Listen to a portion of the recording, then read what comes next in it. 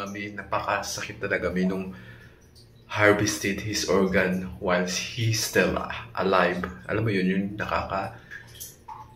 ang sik ng dibdib na marinig mo kung paano siya sumigaw na humihingi ng tulong na even yung aso niya ay pinatay sa harap niya. Yung dalawang aso niya nagsisilbing nagpapatatag sa kanya sa pang-araw-araw dahil nga yung mama ni Alan yung ay malayo po sa kanya, hindi po sila magkasama dahil nga talagang dami niyang bodyguard, talagang nandyan yung manager niya na nakabantay palagi. 'Di ba? Napansin niyo mga na may headset pa siya, which is akala niyo nagkaano siya ng music, nakikinig, pero hindi po. Kontrolado po lahat ng galaw niya, kung ano yung sasabihin niya, kung ano yung nakakonektig po. Once na po nagkakamali siya, so akalain mo mga may ang tagal-tagal po siyang nagtitiis sa kanyang agency, di ba? Akalain mo yung tainga niya, di ba? Nag-disfigure na dahil nga, di ba? Sa pag-aabuso kay Yominglong, and of course yung mukha niya.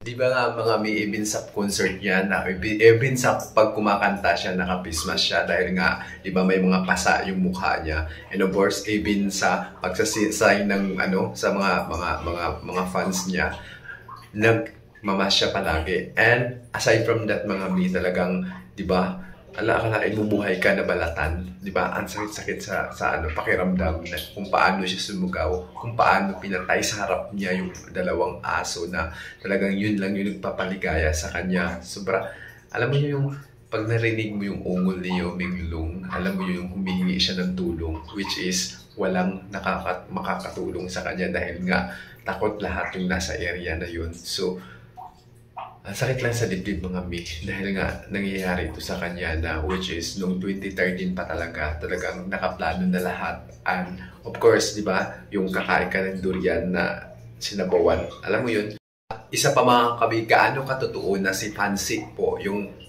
gumanon sa dalawang aso sa harap pa talaga ni Yominglong, kung gaano ba katotoo yun.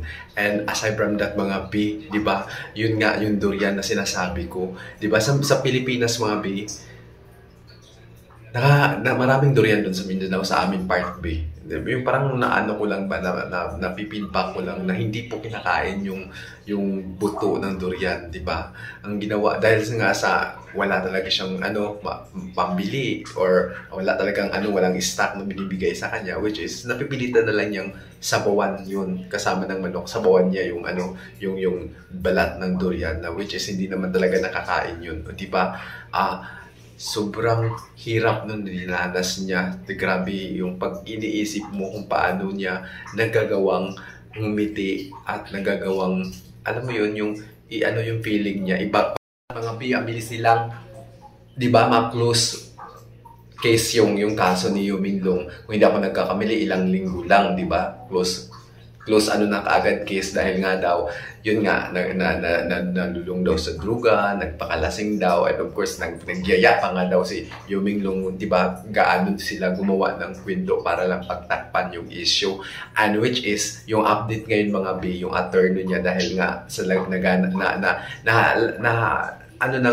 napagtampik-tampik niyang mga ebidensya, and of course, gusto niyang ipa-open yung ang kaso ni Alan Yung. And first, para sa akin mga B, yung laking tulong din yung international to help this issue. Kasi nga, kung sa China lang talaga mga B, so parang tulog, lang mantika, wala talagang mangyayari. So, talagang nag-grateful din pa rin tayo, thank you rin pa rin tayo sa Abas.org to make this mga mi, di ba yung ngipin niya dito sa bagang, dito wala na. Hindi ko alam kung bakit nila ginagawa yan. Yung sa nakaraan din na namatay, ganun din yung nangyari, walang ngipin dito. So, parang nakaka-weird. Ang weird talaga mga kami. And of course, di ba, nakikita nyo naman si Alan yung, di ba, maglalakad na yung sandal na suot niya, maluwang sa kanya, yung sapatos, maluwang. Yung alam mo yun talagang mararamdaman mo talaga na nahihirapan siya pero hindi niya paramdam. Alam mo yun yung lagi siyang nakangiti. And of course, sobrang laki ng pinayat niya talaga, May. Pag nakita mo talaga yung mga video niya, parang yung sa edad niya 37, May, parang hindi siya tugma sa niya kasi nga Oo, nandun na tayo yung mukha niya okay, pero yung alam mo yun, yung katawan niya talagang sobrang nangangayat dahil syempre, ikaw pa naman mag-iisip kung hanggang anong araw. Yun nga lagi ko sinasabi yung mga mina dapat kung buhay di ba kinuha, buhay din yung kapalit, di ba? Ang dami nila, 17 sila. So una sa lahat, ang laki ng talagang ginawa nilang kasamaan kay Alan yung pauna, yung sa sahod, wala siyang sahod. Yung sa gamit niya, wala siyang gamit. Nakatira lang siya sa, alam mo yun, yung maliit na room na wala man lang siyang paglalagyan ng damit, na nakabox lang. Yung pagkain, wala siyang kain talaga. Kaya nga nangangayat yung tao. Nakakakain lang si Alan yung kung may shooting siya, doon siya talaga, nag-hop talaga siya doon talaga siya bumabawi. And of course, talagang makikita mo talaga sa mga damit niya na talaga yung manager niya kung instead of 5,000 yuan, sa kanya to 70, 200 yuan lang. Yung alam mo yung makikita